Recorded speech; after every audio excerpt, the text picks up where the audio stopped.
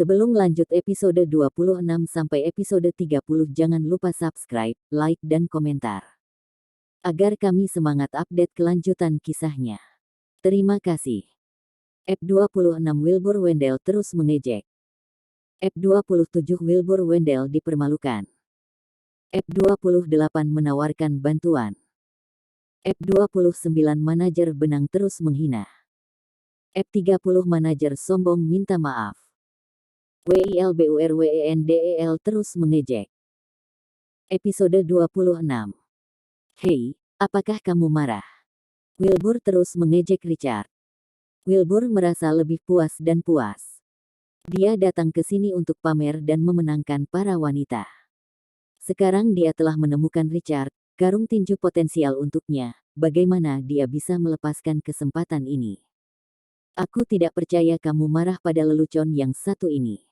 Bro, lepaskan saja ketika kamu keluar untuk bersenang-senang. Kamu tidak bisa seperti ini. Richard tidak mengatakan apa-apa, tetapi terus memelototinya tanpa suara, dan ruangan itu langsung menjadi sunyi. Suasana tiba-tiba terasa lebih berat di dalam ruangan, terutama antara Wilbur dan Richard. Alis Zelda sudah terjalin erat saat dia berkata, "Wilbur Wendell, cukup sudah." Wilbur mengangkat bahu dan pura-pura tidak tahu. Saya melakukan ini untuk kebaikannya sendiri. Maksud saya, bagaimana satu mobil bisa cukup untuk dia gunakan? Dia tidak membutuhkanmu untuk menyuruhnya membeli mobil, balas Zelda dingin. Sudah saya bilang, itu untuk kebaikannya sendiri. Kalau dia tidak mau beli ya jangan.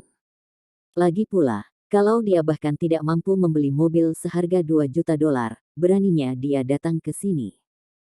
Zelda, kamu benar-benar memiliki selera yang buruk pada pria. Setelah dikritik oleh Zelda beberapa kali, Wilbur mau tidak mau merasa malu dan membalasnya dengan kasar. Richard masih terdiam. Dia melihat sekali lagi ke ponselnya yang bergetar hebat di tangannya. Itu adalah pesan dari Charlotte Yales, yang menanyakan kapan dia akan mampir untuk mengambil mobilnya. Richard kebetulan sangat membutuhkan mobil.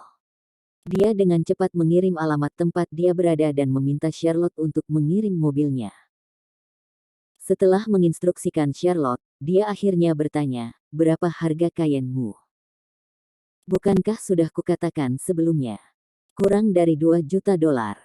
Kamu ingin membelinya?"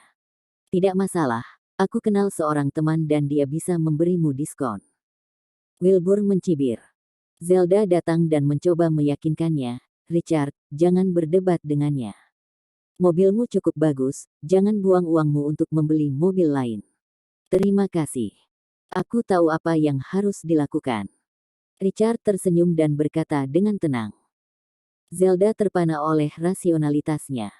Mungkinkah dia terlalu mengkhawatirkannya? Quincy juga menatap Richard dengan rasa ingin tahu, mencoba menebak apa yang ada di balik lengan bajunya. "Bagaimana menurutmu? Jika kamu ingin membelinya, aku bisa menelepon temanku sekarang. Cukup bayar deposit $300.000 dan kamu bisa mendapatkan mobilnya besok." Wilbur menggoda. Dia sebenarnya tidak punya teman seperti itu. Jika dia berhasil meyakinkan Richard untuk membeli mobil itu, dia akan berhasil mendapatkan setidaknya $50.000 sebagai perantara. Kalau tidak, dia tidak akan repot. "Oke, tapi tidak adil jika aku membelinya dan kamu tidak." Richard tersenyum polos. "Aku sudah punya. Apakah kamu ingin aku membeli yang sama?" Wilbur mengerutkan kening. Apa yang Richard coba lakukan? "Tidak, kebetulan saya juga punya teman yang menjual mobil. Saya bisa membiarkan dia memperkenalkan mobil kepada Anda. Karena Anda memiliki standar tinggi, mengapa Anda tidak membeli mobil yang sama dengan milik saya?" "Bagaimana menurut Anda?" tanya Richard. "Saya tidak mengatakan bahwa saya ingin membeli mobil." Ekspresi Wilbur mengeras. Meski keluarganya berkecukupan, dia sudah lama memohon kepada ayahnya untuk membeli Cayenne ini. Selain itu, dia sudah memiliki total 4 mobil balap yang harganya lebih dari beberapa ratus ribu dolar sebulan. Bagaimana ayahnya bisa membelikannya BMW seri 7 baru ketika dia baru saja mendapatkan Cayenne-nya bulan lalu? BMW seri 7 pasti bisa menandingi kelasmu. Kenapa kita tidak membeli mobil baru berdua saja? Bukankah kamu bilang aku harus menyetor $300.000 padamu dulu?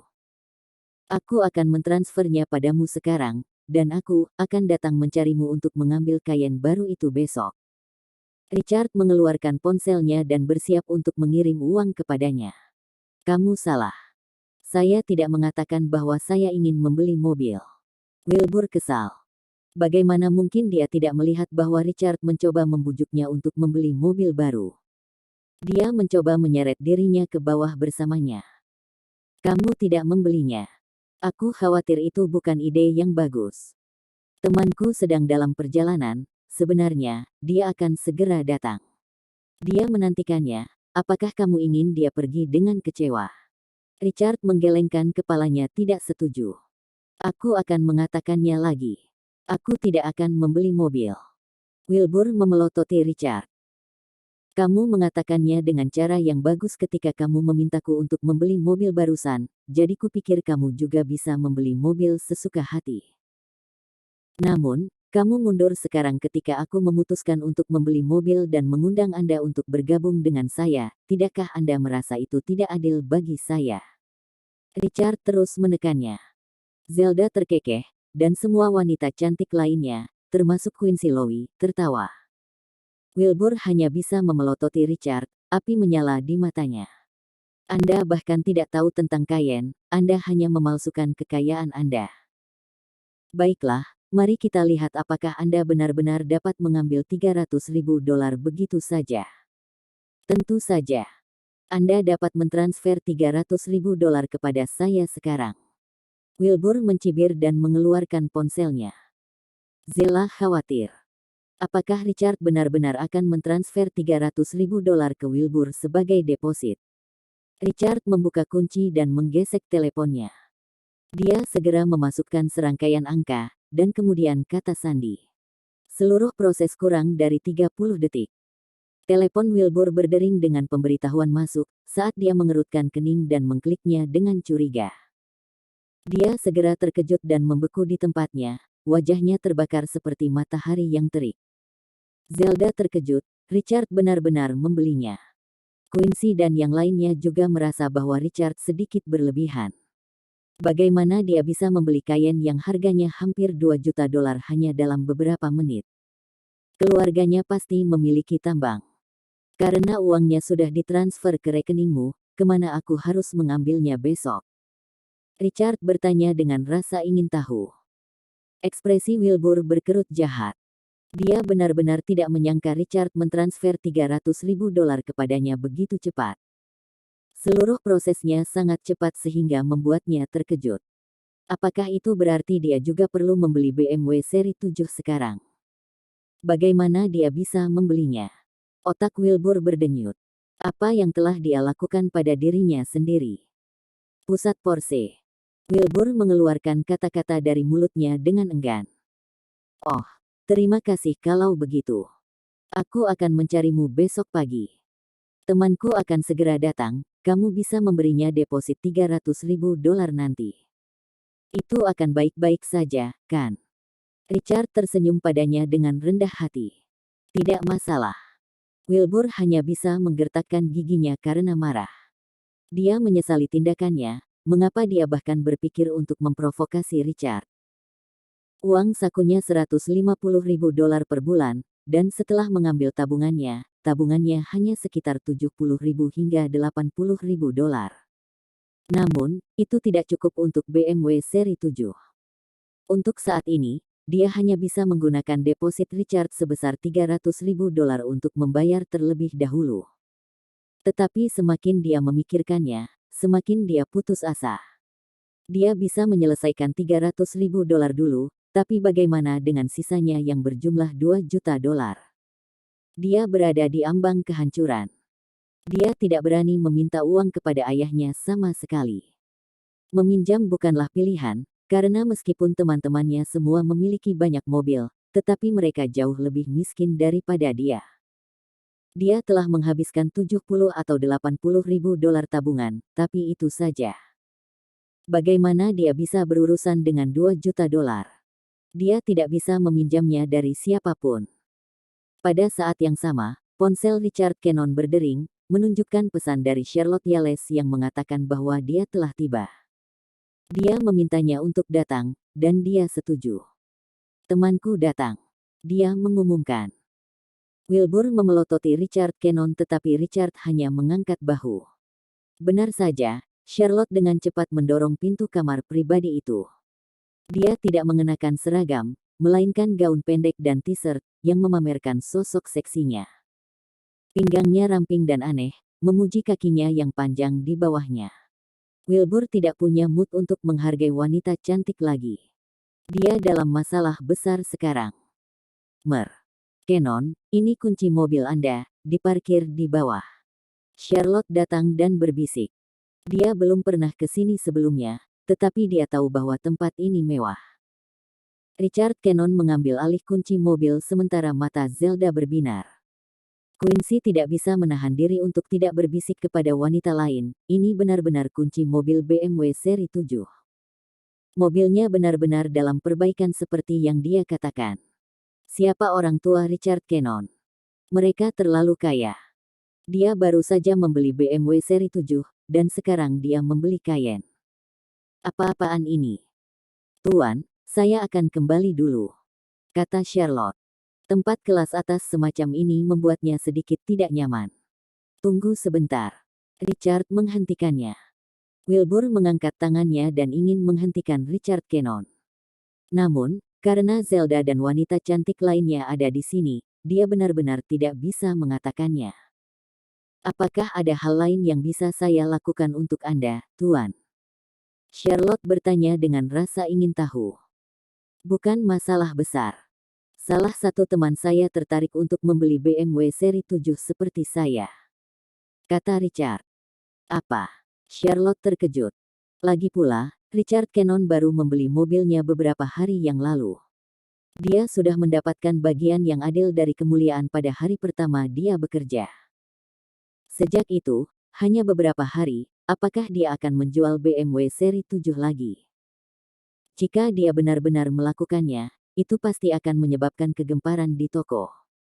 Tuan, apakah Anda bercanda? Tuan, apakah Anda bercanda?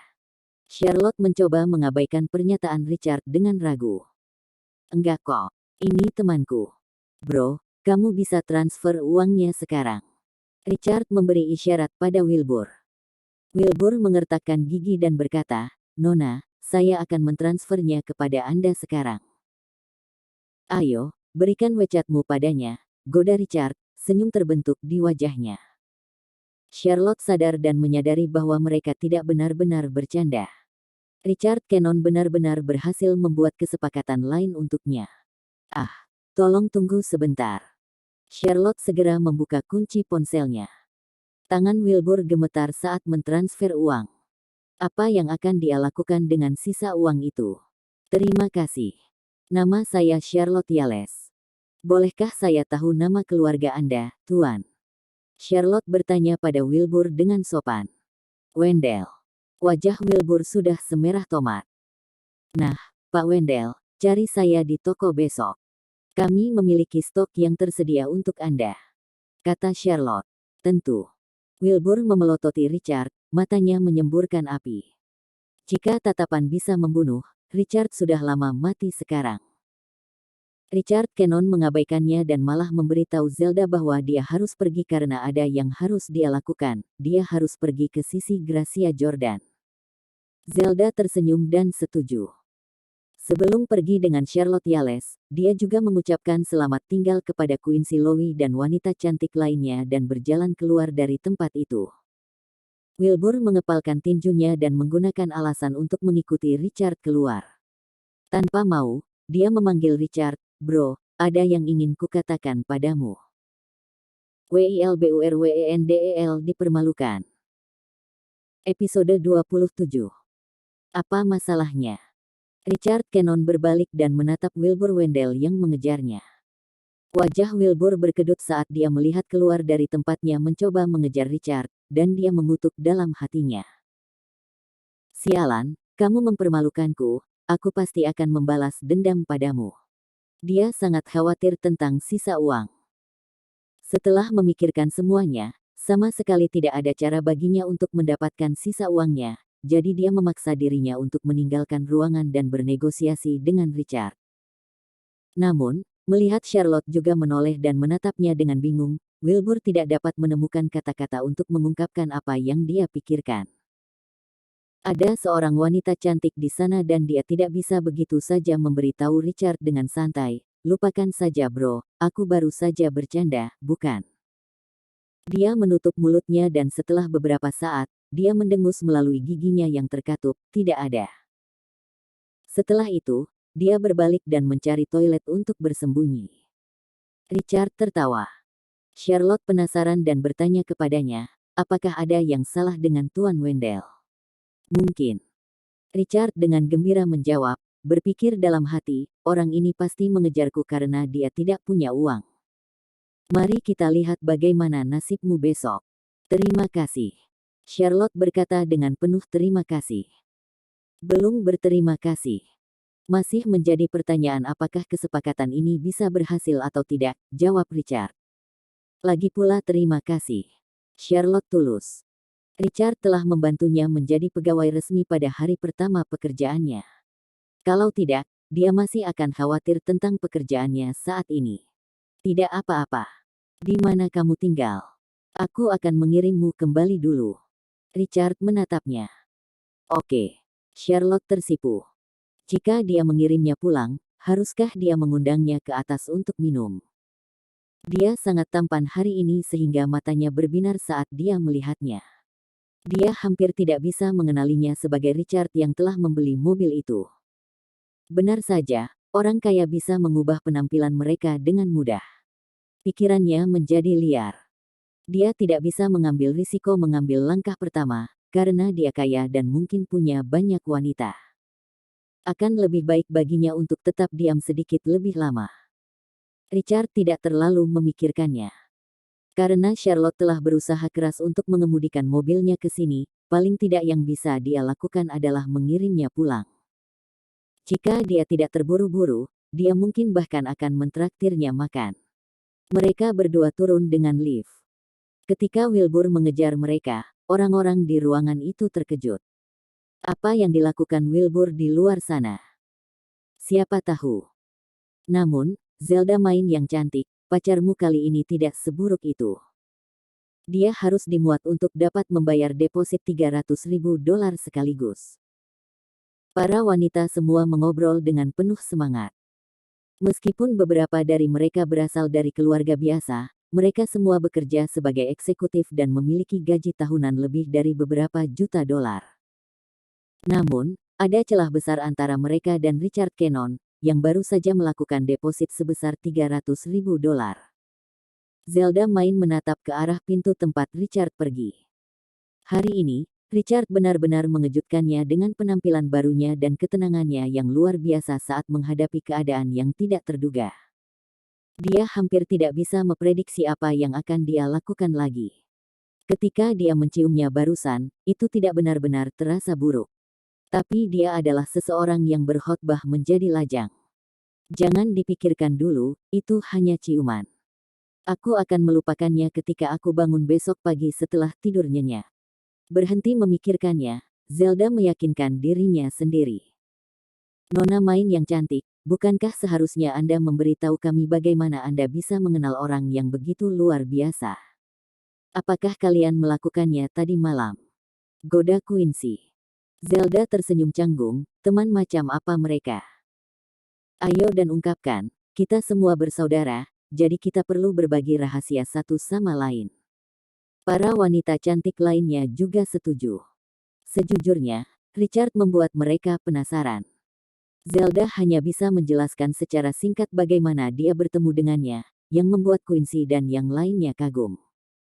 Yang mereka butuhkan untuk bertemu hanyalah memarkir mobil, sesederhana itu. Kalau begitu, sudah pasti takdir yang mempertemukan kalian. Kalian harus memanfaatkan kesempatan ini, Quincy tersenyum dan berkata. Zelda Main terdiam, ambil kesempatan apa? Mereka berdua sama sekali tidak memiliki chemistry sama sekali, oke. Ketika Richard menciumnya barusan, dia tidak benar-benar merasakan jantungnya berdebar kencang. Dengan kata lain, rasanya sama seperti jabat tangan sederhana antara dua orang yang berbeda jenis kelamin, tidak lebih tidak kurang. Titik-titik. Ketika mereka masuk ke dalam mobil, ponsel Richard berdering. Pada pandangan pertama, itu adalah orang asing yang menambahkannya di WeChat. Richard mengklik gambar profil orang asing itu dan menyadari bahwa itu memang akun WeChat Wilbur Wendell. Orang ini sangat miskin, atau mengapa dia menambahkan Richard di WeChat? Richard menyeringai, tetapi tidak repot-repot memperhatikannya untuk saat ini. Dia akan punya banyak waktu untuk membalas dendam nanti.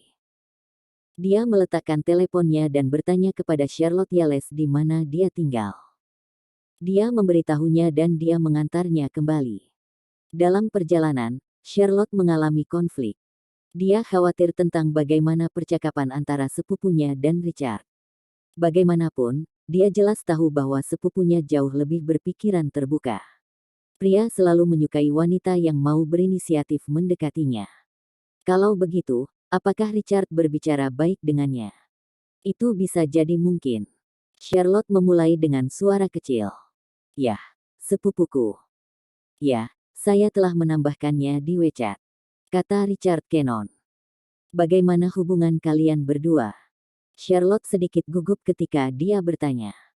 Dia tidak ingin berpura-pura tinggi, dia memang menyukai pria kaya. Terlebih lagi, penampilan Richard Cannon telah meningkat secara drastis. Dia tertarik dengan sikapnya yang kaya, muda dan terhormat. "Tidak apa-apa, tapi kamu tidak bisa memberitahu sepupumu siapa aku." Richard serius. "Mengapa?" Charlotte bertanya dengan rasa ingin tahu. Dia tiba-tiba teringat bahwa Richard Cannon adalah seorang siswa, dan begitu juga sepupunya. Apakah mereka sudah saling mengenal? Richard menatapnya. "Mengerti, mengerti," Charlotte mengangguk cepat. Richard puas. Charlotte kecewa.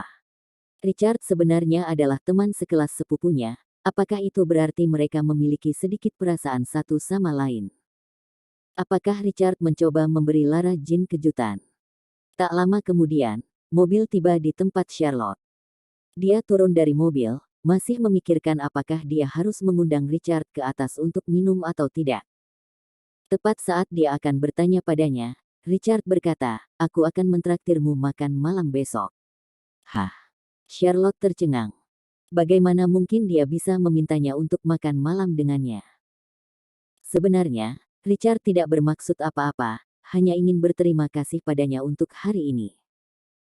Pada saat itu, dua gadis yang tinggal di lantai yang sama dengan Charlotte baru saja pulang kerja dan mengobrol tentang kelelahan mereka. Saat melihat Charlotte turun dari BMW seri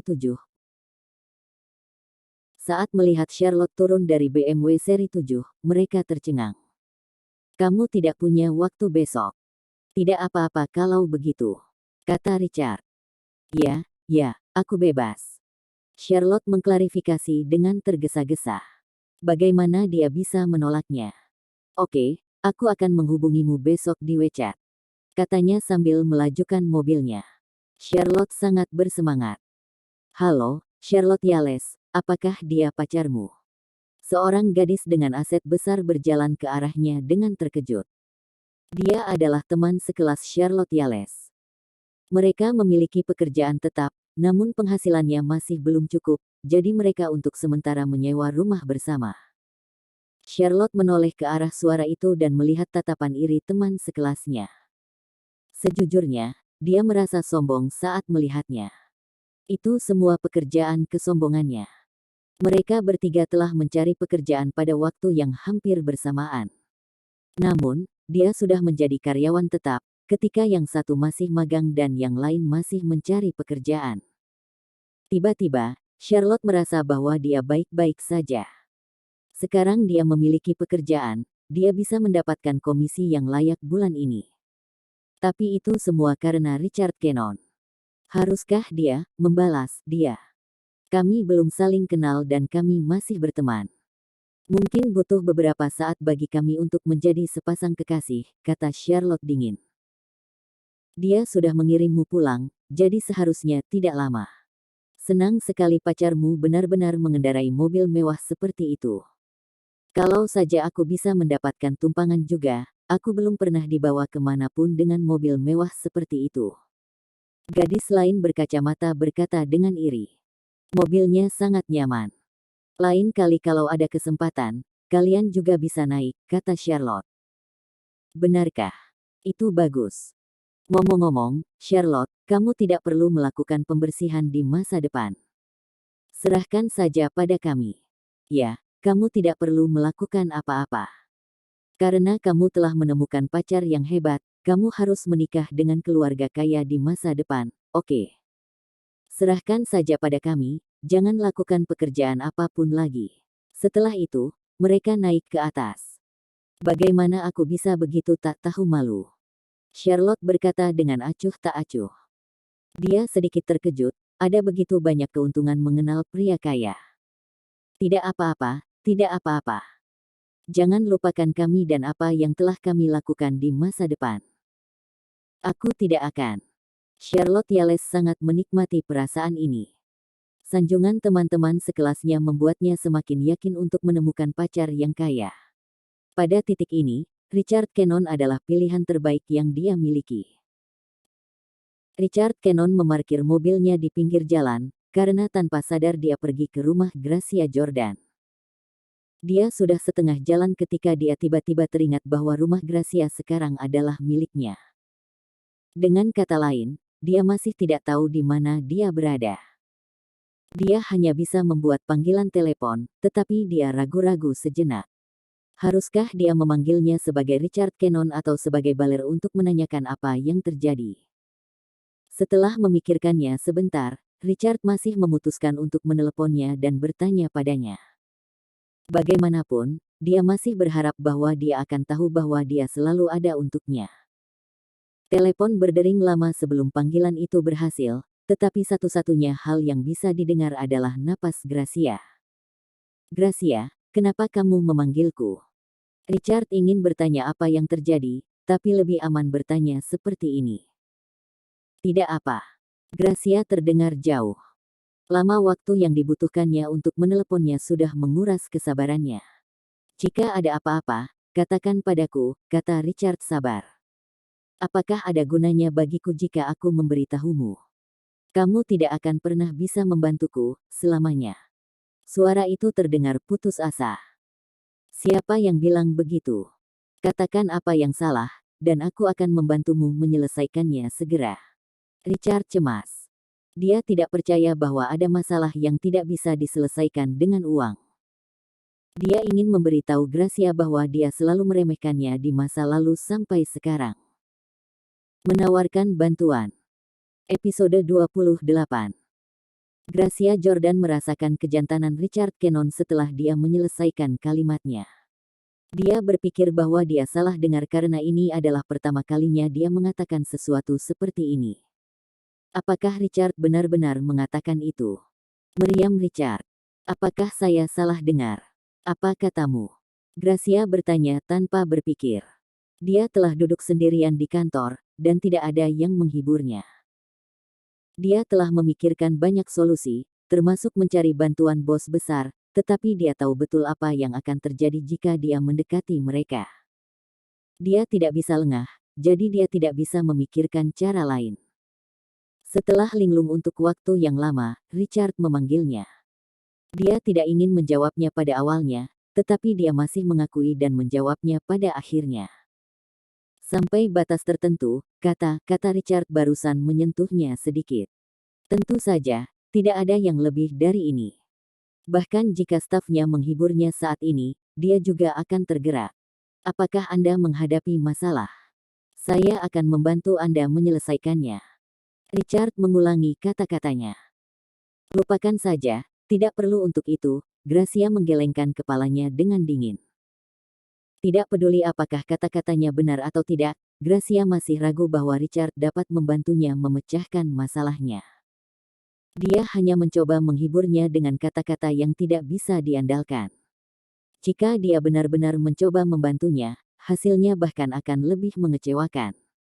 Dia berpikir untuk meminta Richard mencari bantuan Zelda, tetapi kemungkinan itu berhasil hampir nol. Pertama-tama, Zelda mungkin tidak mengenal pemilik alun-alun kota, dan tidak mungkin membiarkannya mencari bantuan orang lain.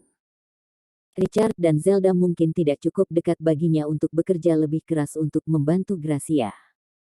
Kedua, bahkan jika mereka saling mengenal, pemilik toko baru mungkin juga mengenal pemilik alun-alun. Ini akan menempatkan Zelda dalam dilema, karena dia tidak akan pergi terlalu jauh untuk Richard dan memperburuk situasinya. Dia tidak ingin kecewa lagi jika dia mulai merasa sedikit berharap.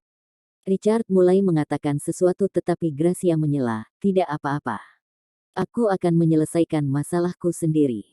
Tidurlah lebih awal, kita masih ada kelas besok." Aku menutup telepon. Telepon ditutup di ujung sana. Richard merasa tidak berdaya. Dia ingin meneleponnya lagi, tetapi dia tiba-tiba memikirkan apa yang dikatakan Zelda kepadanya di siang hari. Mungkinkah masalah Gracia adalah tentang toko? Richard memikirkannya sebentar dan memutuskan bahwa ini mungkin masalahnya. Zelda sangat baik di bidangnya.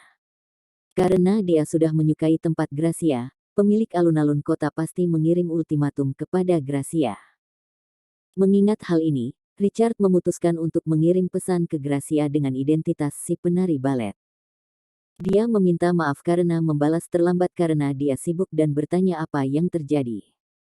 Balasan Gracia datang seketika. "Aku dalam beberapa masalah sekarang. Apakah kamu kenal bos alun-alun kota?"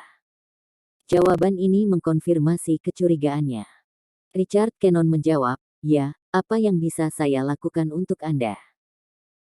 Gracia mengirim beberapa emoji wajah menangis, yang sepertinya menangis karena bahagia. "Saya memiliki perusahaan di alun-alun, tetapi manajer alun-alun tidak mengizinkan saya untuk memperbarui kontrak sewa saya. Saya telah memberikan segalanya kepada perusahaan ini. Bisakah Anda memberitahu dan meminta manajer City Square untuk memperbarui sewa untuk saya?" Tanda tanya petik 2. Richard memiliki perasaan campur aduk setelah mendengar masalahnya. Dia seharusnya langsung ke intinya ketika dia memanggilnya barusan. Gracia mungkin berpikir bahwa dia tidak bisa berbuat apa-apa dan memutuskan untuk diam. Namun, dia masih orang yang membantunya pada akhirnya. Richard tidak tahu apakah harus tertawa atau merasa terganggu dengan hal ini. "Oke, aku akan membantumu untuk menanyakan hal ini." Dia hanya bisa membalasnya seperti itu. Terima kasih banyak." Diikuti oleh beberapa emoji wajah menangis lainnya. "Jangan khawatir, tunggu saja kabarku." "Ya." Richard meletakkan teleponnya dan pergi ke alun-alun tempat perusahaan Gracia berada. Setelah dia memarkir mobilnya, Richard berpikir, dia tidak benar-benar tahu siapa pemilik alun-alun ini, dan tidak mungkin untuk mendekati Zelda tentang hal ini. Dia sudah lama mengincar tempat ini. Butuh keajaiban baginya untuk melepaskan tempat ini ketika dia sudah sangat dekat untuk mendapatkannya.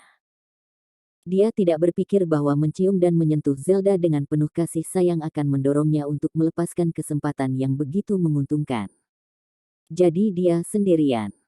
Dia harus menemui pengelola alun-alun terlebih dahulu dan mencari cara untuk bertemu dengan pemilik alun-alun. Richard tenggelam dalam pikirannya ketika dia keluar dari mobilnya. Tetapi ketika dia pergi ke alun-alun, dia melihat Gracia berjalan ke arahnya dari kejauhan dengan kepala tertunduk. Dia tampak terganggu, dan dia tidak bisa tidak memperhatikan bahwa ada bintik merah dan bengkak di wajahnya. Sangat kontras dengan kulitnya yang seputih salju. Apakah seseorang menamparnya? Richard langsung disapu amarah. Richard telah tidur melalui malam yang tak terhitung jumlahnya dengan dia dalam pelukannya. Meskipun mereka sekarang terpisah, dia masih tidak bisa menahan amarahnya saat melihat wajah bengkaknya. Dia berjalan ke arahnya tanpa berpikir. "Apa yang terjadi padamu, Gracia? Apakah seseorang menamparmu?" Richard bertanya dengan nada khawatir. Gracia segera sadar dan menutupi wajahnya. Dia berkata dengan nada aneh, "Mengapa kamu di sini?" Ini adalah pertama kalinya dia merasa rentan di depan Richard. "Aku di sini untuk melihatmu." Richard memiliki tatapan dingin di matanya. siapa yang memukulmu? Jangan khawatir tentang itu. Aku sudah menemukan seseorang untuk membantuku. Gracia menggelengkan kepalanya dan mencoba menghindari tatapannya. Richard tersenyum pahit, karena orang yang dia temukan adalah dia. Karena Gracia memiliki wajah yang sangat cantik, tidak terbayangkan melihat bekas telapak tangan merah di wajahnya, dengan air mata yang mengering masih terlihat di wajahnya. Richard merasa jantungnya berkedut hebat. Apakah itu manajer? Richard bertanya dengan dingin.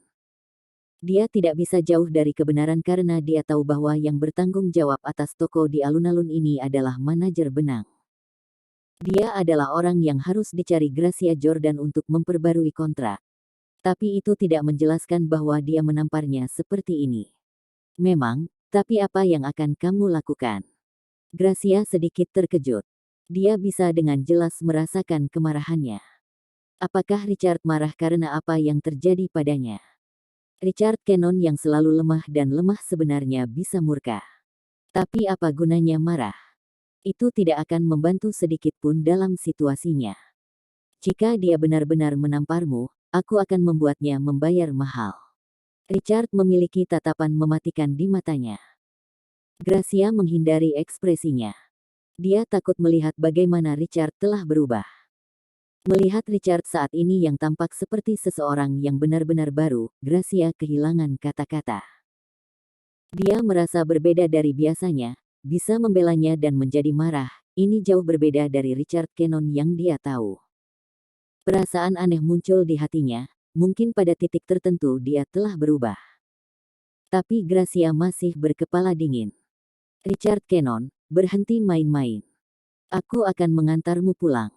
Seseorang sudah membantuku, jadi jangan terlibat. Betapa Richard berharap dia tahu bahwa si penari balet adalah dia.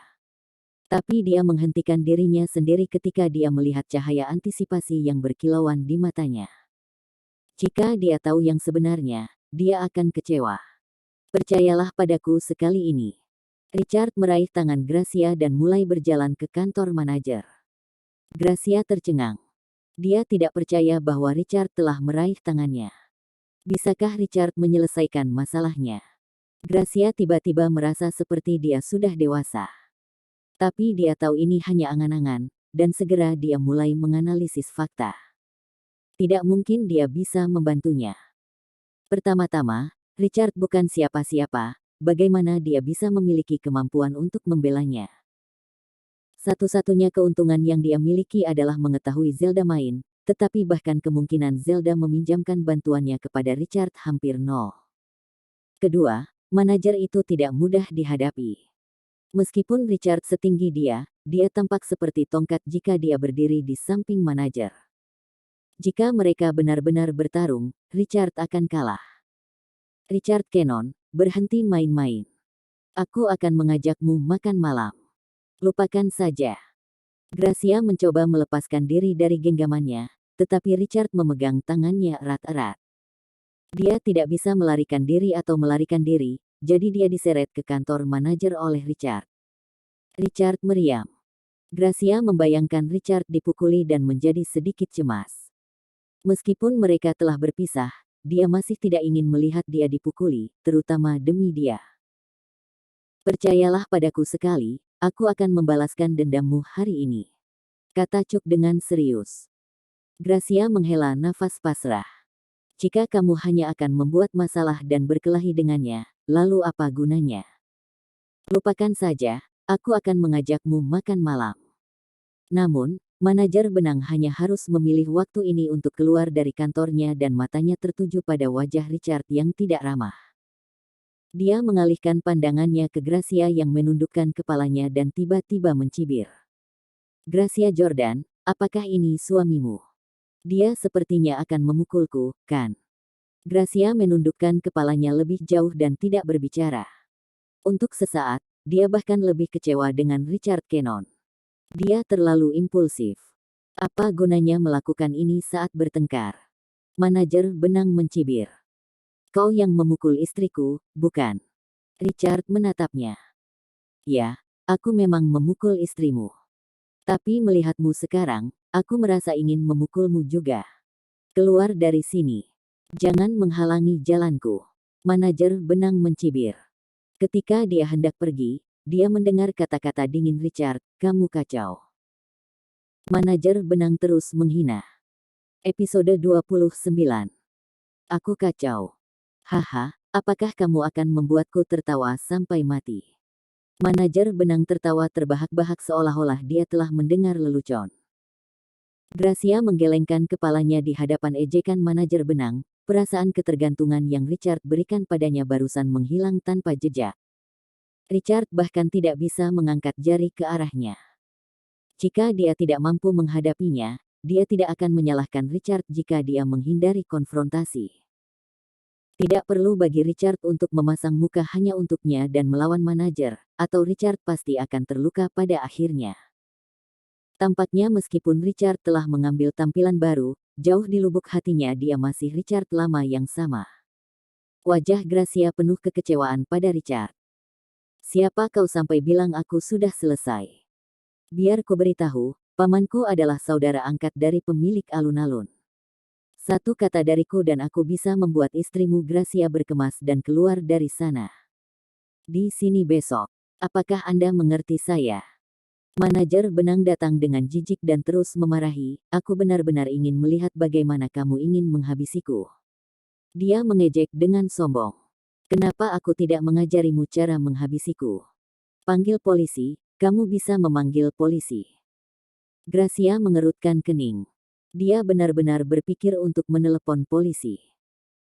Namun, manajer benang melanjutkan, "Sayang sekali, saya tidak memiliki CCTV di kantor saya, jadi tidak ada gunanya bagi Anda untuk memanggil polisi. Anda hanya dapat menyalahkan istri Anda karena memprovokasi saya. Katakan padanya untuk menjauh dari saya lain kali. Jika tidak, aku akan memukulnya jika aku melihatnya lagi." Wajah Gracia memerah karena marah karena hinaan itu sudah terlalu jauh. Sekali lagi, dia berbalik untuk melihat Richard dan mengkonfirmasi ketidakpuasan yang dia rasakan terhadapnya. "Apakah Anda membawa saya ke sini hanya untuk saya dihina lagi? Jika demikian, maka Anda melakukannya." Rasa frustrasinya beralasan, karena Richard hanya diam menatap manajer benang, lalu berjalan ke samping dan mengeluarkan teleponnya. "Haha, Gracia Jordan, suami bodohmu itu benar-benar menelepon polisi. Ini benar-benar lucu, aku tahu dia tidak lebih dari kain yang tidak berguna." Manajer benang tertawa terbahak-bahak saat dia geli dengan reaksi Richard. Dia berpikir bahwa Richard akan mencoba berkelahi dengannya, tetapi dia tidak berharap dia benar-benar memanggil polisi. Dia benar-benar tidak berguna. Kesabaran Gracia menipis. Dia benar-benar ingin meninggalkan tempat ini, dan dia menggigit bibirnya dengan keras ketika dia melihat Richard yang menelepon tidak jauh darinya. Manajer benang hanya menunggu sambil mencibir. "Anda ingin bermain? Baiklah, aku akan bermain denganmu hari ini. Jika saya tidak membuat Anda berlutut dan memohon belas kasihan, saya akan mengubah nama belakang saya." "Mama." Richard berjalan ke samping dan menelepon ibunya. Dia tiba-tiba teringat fakta bahwa ibunya kaya, mengapa tidak memintanya untuk membeli seluruh tempat saja. Karena perusahaan Gracia ada di sini, Richard secara alami memiliki pemahaman yang baik tentang arus orang-orang di alun-alun. Sejujurnya, alun-alun tidak berjalan dengan baik dan arus pelanggan tidak setinggi yang diharapkan. Meski membuka toko 5 atau 6 tahun yang lalu, masih ada banyak toko yang belum disewakan. Oleh karena itu, siapapun akan tahu bahwa tempat ini sebenarnya bukan yang terbaik. Namun, tempat ini bisa diperbaiki asalkan bisa dibuat unik. Karena ada beberapa universitas di dekatnya dan ada total 40.000 hingga 50.000 orang. Selama ada sesuatu yang unik, alun-alun ini pasti bisa berhasil. Ibunya mengatakan bahwa dia ingin membelinya, bukan? Richard Cannon memiliki perasaan yang baik tentang alun-alun. Dia belajar desain, jadi dia umumnya tahu bahwa harga alun-alun ini mungkin 500 hingga 600 juta dolar. Jika mereka membelinya, kemungkinan besar akan menjadi sekitar 700 juta dolar. Tapi Richard gugup. Apakah ibunya benar-benar punya banyak uang? Lagi pula, itu 6 hingga 700 juta dolar. Itu benar-benar sosok astronomi. Bagaimanapun, Richard mendapatkan ide ini sepenuhnya karena 3 kata kuat yang diucapkan ibunya di telepon, beli, beli. "Richardi, ada apa?" Suara ibunya terdengar sedikit lelah, seolah dia kelelahan. Richard sedikit khawatir. "Bu, ada apa denganmu?" "Aku baik-baik saja. Aku baru saja turun dari pesawat. Aku sedikit lelah." "Jadi ibu, kamu kembali?" Richard sangat terkejut. "Aku kembali, tapi aku harus pergi menemui beberapa teman lama dulu, lalu aku akan pergi mencarimu." "Nah, Bu, aku ingin memberitahumu sesuatu." Richard gugup. Orang di ujung telepon tertawa. "Kamu anakku. Kenapa kamu berbelit-belit? Ada apa?" "Bu, saya ingin membeli alun-alun." Richard berkata dengan hati-hati. Apakah ibuku benar-benar punya banyak uang? Dia berpikir untuk dirinya sendiri. Beli alun-alun. Tempat yang mana? Apakah di pusat kota atau di dekat sekolah? Berapa luasnya? Apakah alun-alun sederhana, atau ada gedung perkantoran? Ibu Richard mengajukan banyak pertanyaan. Mungkinkah ini tanda ketertarikan? Richard sangat bersemangat sehingga dia berkata dengan tergesa-gesa, "Bu, alun-alun yang ingin saya beli dekat dengan universitas tempat saya belajar. Desa Midland dan 4 universitas lain juga dekat, tetapi tidak ada gedung perkantoran di sini." Juga, Richard memberikan gambaran umum tentang tempat itu dan kemudian menunggu dengan cemas jawaban ibunya. Beberapa detik kemudian, ibunya bertanya, kedengarannya tidak buruk. "Kami benar-benar dapat membayarnya. Berapa harganya?" Richard terdiam. Dia tidak berani mengatakan bahwa biayanya sekitar 700 juta dolar. "Kenapa kamu tidak mengatakan apa-apa? Apakah sangat mahal?" "Mungkin 50 hingga 60 miliar dolar." Ibunya bertanya dengan rasa ingin tahu. Richard tercengang. "Jadi, Bu, maksudmu hanya 50 hingga 60 miliar yang dianggap mahal?" "Tidak, itu tidak mahal. Sebenarnya, itu bukan jumlah yang besar untuk membayar sama sekali. Yang saya maksud adalah bahwa Richardi, Anda masih muda. Saya sangat senang bahwa Anda ingin memulai bisnis Anda sendiri, tetapi investasi 50 hingga 60 miliar dolar terlalu besar untuk Anda. Anda mungkin tidak dapat menanganinya. Saya akan memberi Anda jumlah uang ini ketika Anda mencapai usia 30 tahun atau ketika Anda dapat memperoleh 10 miliar dolar. Namun, sekarang Anda baru saja dimulai, Anda harus melakukannya selangkah demi selangkah." Ibunya menjelaskan. "Saya mengerti."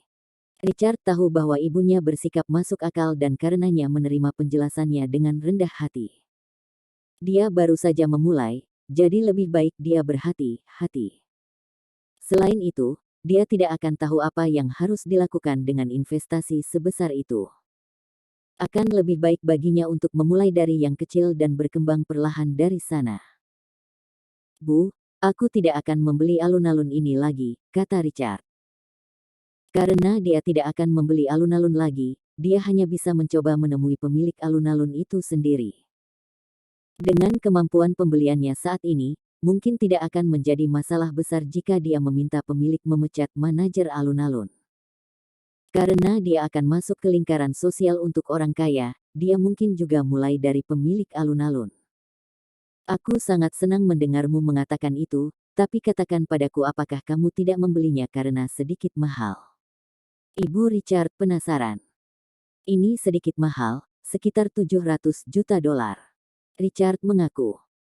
"Hanya 700 juta dolar. Richardi, itu hanya 700 juta dolar, kenapa kamu berbelit-belit denganku? Silakan beli." Ibunya tertawa geli yang membuat Richard terkejut. Apakah dia baru saja mengatakan, hanya 700 juta dolar? Berapa sebenarnya yang dimiliki ibunya? "Bu, apakah kamu serius?" Richard hampir tidak bisa berpikir jernih. "Tentu saja.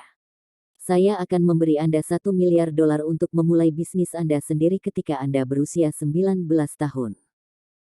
Tetapi sekarang Anda hampir berusia 19 tahun, tidak masalah jika saya memberikannya kepada Anda terlebih dahulu. Titik. Namun, karena Anda membeli alun-alun, Anda harus mengelolanya dengan baik, oke? Uang tidak masalah dan tidak masalah jika Anda kehilangannya. Tetapi jika Anda membuang uang karena manajemen yang buruk, saya akan marah. Nada bicara ibunya serius. Richard setuju dengan penuh semangat. Dia sudah punya beberapa ide ketika dia membicarakan hal ini dengan ibunya barusan. Namun, dia harus memikirkan detailnya dengan hati-hati, karena dia tidak boleh mengecewakan ibunya. Katakan apa nama alun-alun ini, saya akan meminta teman saya untuk membantu Anda bernegosiasi hanya dengan panggilan telepon. Kata ibunya. Ini alun-alun kota. Jawab Richard. City Square. Richardi, tempat yang ingin kamu beli adalah City Square. Suara ibunya diwarnai dengan keterkejutan. Apakah ada masalah dengan itu? Tidak. Sebenarnya, saya sangat akrab dengan tempat itu. Sebenarnya, saya sudah memperhatikan alun-alun kota yang Anda sebutkan, dan saya akan membelinya pertama kali ketika saya kembali.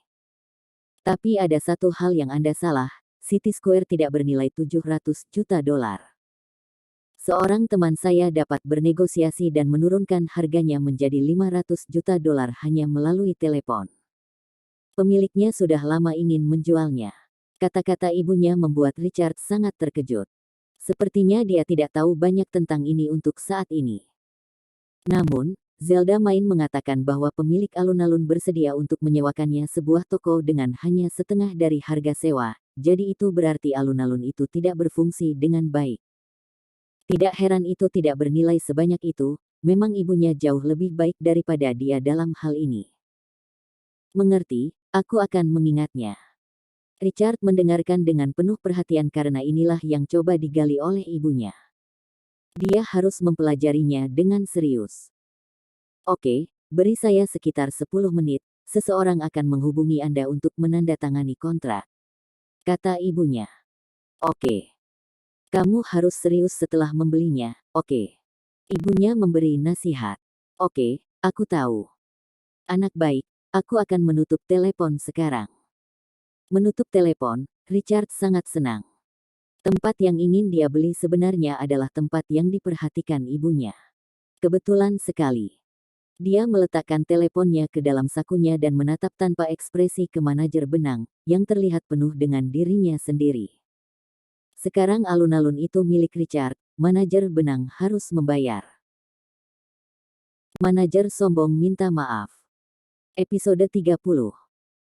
Manajer benang memperhatikan bahwa panggilan Richard telah berakhir, dan dia mengejeknya tanpa ampun. Jadi apa yang polisi katakan? Anda seharusnya mengeluh kepada polisi bahwa istri Anda dipukuli. Mungkin kemudian polisi akan membantu Anda dan menyelamatkan hari itu. Titik petik 2. Richard terus menatapnya dengan ketenangan yang menakutkan saat manajer berjalan ke arahnya. Beberapa menit yang Gracia tunggu untuk Richard terasa seperti selamanya. Manajer benang terus memprovokasi dan melecehkannya, membuatnya putus asa. Apakah berguna untuk memanggil polisi sekarang? Apakah ini yang dia maksud dengan membantunya, dengan percaya diri menarik dirinya untuk menghadapi manajer benang dan memanggil polisi untuk meminta bantuan? Jika itu masalahnya, maka dia sudah cukup. Suatu kali, dia berpikir untuk menerima orang yang tidur bersama dengannya sejak muda. Namun, kelemahan, keraguan-raguan, kemalasan, dan kinerja keseluruhan yang buruk dalam studi dan sikap telah menentukan jalan masa depannya. Bagaimana orang seperti itu memiliki prestasi yang menjanjikan di masyarakat? Jadi, dia memilih jalan yang terbaik untuk mereka berdua, perpisahan. Hari ini, dia memperhatikan penampilan baru Richard dan berpikir bahwa dia terlahir kembali.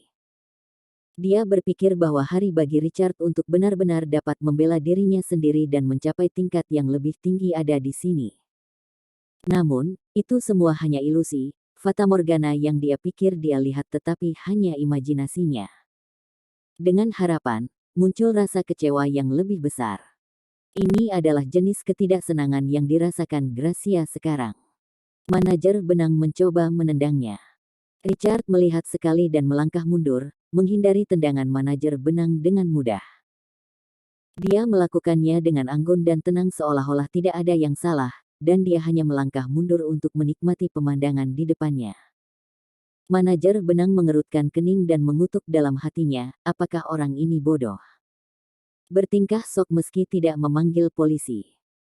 Jangan buang waktuku. Aku tidak punya waktu untuk bermain dengan orang bodoh sepertimu.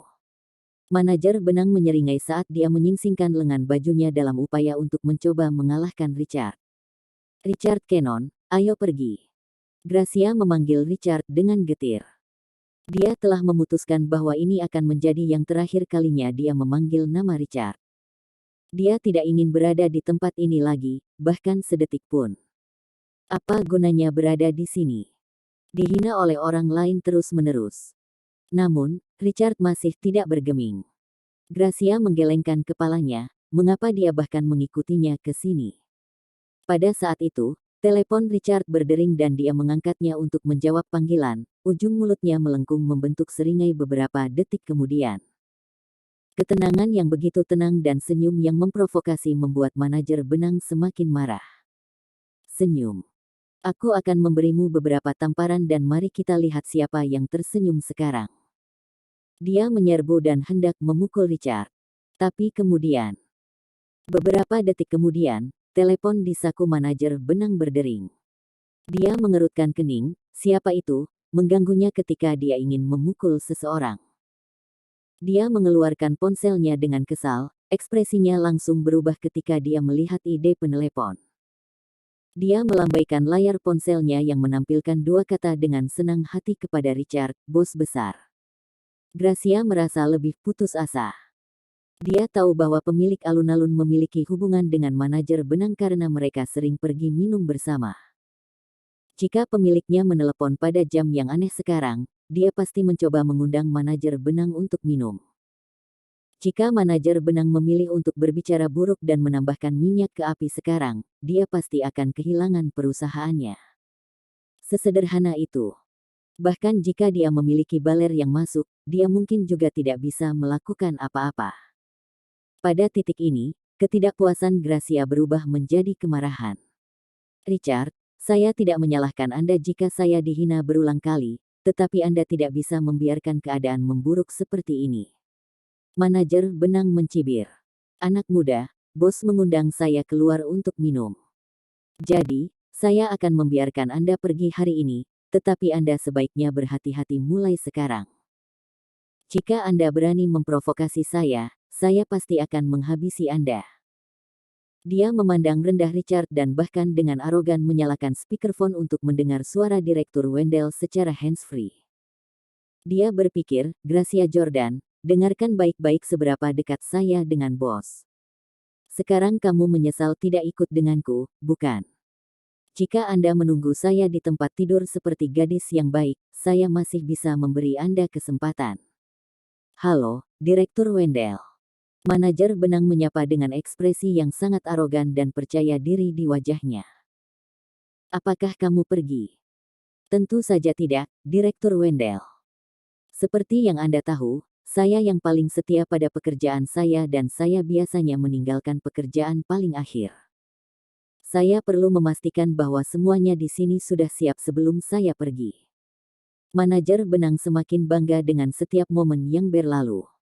Dia memandang Gracia, lalu ke Richard, menatap mereka seolah-olah mereka adalah petani dan dia adalah raja. Dia tampak seolah-olah memamerkan fakta bahwa dia akan pergi keluar malam dengan bos kepada mereka berdua. Bagus kamu tidak pergi. Datanglah ke kantorku. Sekarang juga. Oke, Direktur Wendell, tolong tunggu sebentar, saya akan segera ke sana. Setelah menutup telepon, manajer benang mencibir, pergi dariku, aku akan bersenang-senang dengan bos malam ini. Terakhir kali, kami pergi ke Hotel Bintang 5 untuk makan malam dan aku cukup yakin kalian berdua belum pernah ke tempat yang begitu mewah sepanjang hidupmu, kan? Coba tebak, aku pergi ke sana setiap hari. Apakah Anda yakin bos Anda ingin makan malam dengan Anda? Kata Richard datar. Gracia menghela nafas dan menggelengkan kepalanya. Apa yang ingin dicapai Richard dengan mengatakan itu? Bos sudah memanggilnya, apalagi selain mengundang manajer benang untuk makan malam. Apa gunanya mencoba membujuknya? Haha.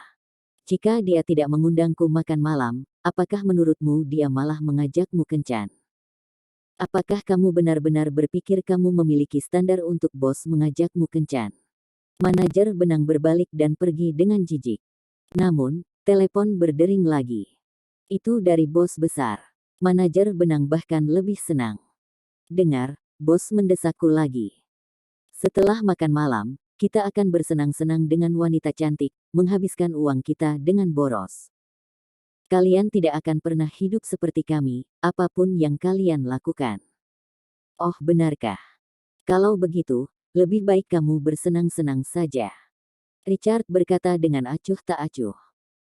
Gracia mengerutkan kening mendengar kata-kata Richard, dia sangat kecewa. Halo, Direktur Wendell. Panggilan tersambung saat manajer benang sekali lagi menyalakan speakerphone. Dia tampak begitu penuh dengan dirinya sendiri saat dia tersenyum angkuh. Belum datang, jemput orang lain dulu. Dia seharusnya ada di sekitar alun-alun, pergi lihat. Tidak masalah. Apakah itu Direktur Gold, orang yang pergi bersama kita untuk makan malam terakhir kali? Tidak, tidak, itu seorang pemuda bernama Richard Cannon. Bawa dia ke kantorku. Richard. Gracia langsung membeku saat matanya melebar tak percaya. Mengapa Direktur Wendell ini ingin manajer benang mengambil Richard? Apakah dia salah dengar? Tapi bagaimana mungkin? Atau justru Zelda main? Tidak masalah. Aku akan menjemputnya sekarang. Tolong, tunggu sebentar, bos. Manajer benang tersenyum. Terakhir kali mereka makan malam dengan Direktur Gold, mereka mengatur program hiburan lainnya. Kali ini, dengan Direktur Cannon, mereka mungkin juga akan bersenang-senang ekstra di sela-sela pembicaraan. Telepon ditutup. Manajer benang mendengus pada Gracia dan Richard, pergi dari sini, aku akan menjemput seseorang. Angkat. Tapi aku tidak ingin kamu menjemputku. Richard menggelengkan kepalanya dan mengangkat bahu. Haha, siapa yang mau menjemputmu? Lihat seperti apa penampilanmu. Manajer benang tertawa dengan wajah penuh sarkasme, tapi alisnya berkerut. Apa yang dia maksud dengan mengatakan itu? Apakah orang yang diminta Direktur Wendell untuk dijemput, dia? Dia menatap tajam ke arah Richard, sebelum bertanya dengan hati-hati. Apakah kamu Richard Cannon? Kamu tidak memenuhi syarat untuk berbicara denganku, kata Richard. Manajer benang mencibir, jika Anda adalah Richard Cannon, mengapa Anda tidak ikut dengan saya? Telepon berdering lagi. Manajer benang menjawab panggilan dan secara intuitif menyalakan speakerphone-nya. Halo, Direktur Wendell, saya sudah mengambil Richard Cannon. Manajer benang hanya bisa mencibir ke arah Richard, berpikir pada dirinya sendiri, dasar B** start kecil, anggap dirimu beruntung kali ini bisa mendapatkan sisi baik Direktur Wendell. Bawa dia ke sana. Ingat cepat. Direktur Wendell, siapa Richard Cannon ini? Dia terlihat terlalu biasa. Semakin dia memandang Richard, semakin marah dia. Biasa, pantatku. Di telepon, Direktur Wendell tiba-tiba mengutuk. Manajer benang langsung tercengang, wajahnya penuh kejutan. Dia hanya bisa membeku di jalurnya saat dia menunggu penjelasan Direktur Wendell. Gracia sama terkejutnya. Apa yang sedang terjadi? Mengapa Direktur Wendell memarahi manajer benang? Apakah itu benar-benar karena Richard? Direktur Wendell. Manajer benang tercengang. Apa yang dia maksud? Jika kamu berani tidak sopan kepada Richard Cannon, aku tidak akan membiarkanmu pergi begitu saja, tunggu apa lagi? Serahkan telepon ke Richard Cannon. Aku tidak percaya omong kosong di kepalamu meskipun mengikutiku selama ini. Lama. Direktur Wendell memarahinya, kau tidak perlu memberikannya padaku, Richard mengumumkan. Ah, apakah kamu Richard Cannon? Suara Direktur Wendell tiba-tiba melunak. Dia sepertinya menghormati Richard. Nada suaranya mengejutkan manajer benang. Bagaimana bosnya bisa bersikap sopan kepada orang ini? Pikiran Gracia kosong. Dia tidak berharap Direktur Wendell berbicara begitu rendah hati. Dalam hal ini, panggilan telepon Richard bukan ke polisi, tapi ke... Ya, kata Richard. Saya minta maaf atas kekasaran staf saya. Tolong maafkan saya, maafkan saya. Maafkan Anda. Itu tergantung pada apa yang Anda lakukan, Direktur Wendell. Richard memusatkan pandangannya pada manajer benang dengan tenang. Manajer benang merasa merinding di sekujur tubuhnya karena dia sekarang benar-benar terkejut. Apa yang sedang terjadi? Apakah dia sedang bermimpi? Ah, kalau begitu, tolong tunggu. Benang, brengsek, segera sujud dan minta maaf kepada Tuan Kenon. Kalau tidak, akan ada neraka yang akan membayarmu. Suara Direktur Wendell penuh amarah seperti yang terdengar dari penerima.